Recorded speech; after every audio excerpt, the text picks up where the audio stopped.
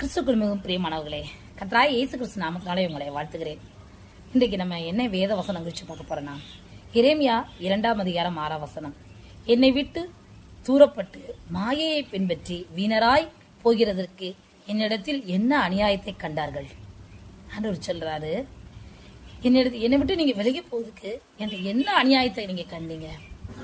உண்மையிலேயே சொல்றேன், என் ஆழத்திலிருந்து சொல்றேன். இந்த அதிகாரத்தை வாசிக்கும் போது என் கண்கள் இருந்து கண்ணீராக வந்துருச்சு. ஆண்டவர் எவ்வளவு நம்மளை நேசிச்சிருக்காரு, எவ்வளவாய் நேசிச்சிருக்காங்க. இந்த அதிகாரத்தை நீங்க வாசி பாருங்க பொறுமையா. ஆண்டவர் உங்களை எவ்வளோ அதிகமா உங்களை நேசிச்சாருங்கிற அந்த நேசம் உங்களுக்கு புரியும். அடுத்ததுல சொல்றாரு, ஜீவத்த நீர் ஊற்றாகிய என்னை விட்டு விட்டார்களே.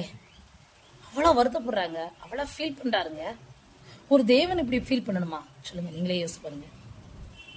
அவர் மகிமையை நிறைந்தவர், வானத்தையும் பூமியும் உண்டாக்கினவர். நம்ம அவரை விட்டு விலகி போயிட்டோன்னு அவர் வருத்தப்படுறாருங்க. இன்னைக்கு ஆண்டவர் நம்மளை ரசித்து நேசிச்சு நல்ல ஒரு பொசிஷன்ல ஆண்டவர் உட்கார வச்சிருக்கிறாரு. அந்த தெய்வத்தை நம்ம நினைக்கிறோமா? அல்லது ஜோம் பண்ற நேரம் மட்டும் நினைக்கிறோமா? எப்பவும் நினைக்கணுங்க. அந்த இதுல போட்டிருக்கு, நான் நற்கனி தரும் உயர்குல திராட்சை செடியாய் உங்களை நாட்டினேன், நீங்க காட்டுச்செடியாய் மாறிட்டீங்க. அவ்வளவு வருத்தப்படுறாருங்க. இந்த வசனத்தை யாருக்கு ஆண்டவர் பேசிக்கிட்டு இருக்காருன்னு தெரியல. என் அன்பு பிள்ளையே, ஆண்டவர்கிட்ட நீங்க தூரப்பட்டு போயிட்டீங்களா? அவர் உங்களை நேசிக்கிறார். மறுபடியும் ஆண்டவர்கிட்ட வாங்க. சீர்கட்ட ஏசாவை போல இருக்காதீங்க, மறுதளித்து போன யூதாசை போல இருக்காதீங்க. இளையகுமாரனை போல மறுபடியும் ஆண்டவர்கிட்ட வாங்க. ஆண்டவர் உங்களை ஏற்றுக்கொள்ளுவார், உங்களை அரவணைப்பார். கலங்காதீங்க. அவருடைய நேசத்துக்கும் பாசத்துக்கும் நீங்க பிரியமாய் நடந்து கொள்ளுங்க.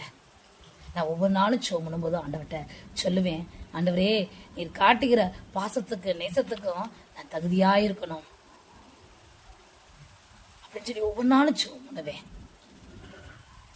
அன்பு தெய்வ பிள்ளைகளே, ஆண்டவரத்துல இந்த நாள்ல திரும்புங்க. என்னிடத்தில் என்ன அநியாயத்தை கண்ணீங்கன்னு சொல்லி ஆண்டவர் அப்படியே கேட்கிறாருங்க. கொஞ்சம் இமேஜின் பண்ணி பாருங்க. ஆண்டவர் நின்று உங்க முன்னாடி கேட்டா எப்படி இருக்கும்னு. இந்த வசனத்தை பார்த்து இதை கேட்டு இந்த காணொலி கேட்கிற எல்லாரும் ஆண்டவர் கிட்ட வாங்க, நெருங்கி சேருங்க, எல்லாம் சரி பண்ணிக்கொள்ளுங்க. உங்களோட வாழ்க்கையில பெரிய அற்புதங்களை நீங்க பாப்பீங்க. எல்லா தடைகளும் நீங்கி போகும். கர்த்தரை பிடிச்சு கொள்ளுங்க. ஆமே. அந்த இயேசுவை நம்புங்கள், ஏற்றுக்கொள்ளுங்கள், விசுவாசிங்கள். கர்த்தருடைய கர்த்தர் இந்த பெரிய அற்புதங்களை பெற்றுக் கொள்வீர்கள். தேவன் தான் உங்களை ஆசீர்வதிப்பாராக. ஆமென்.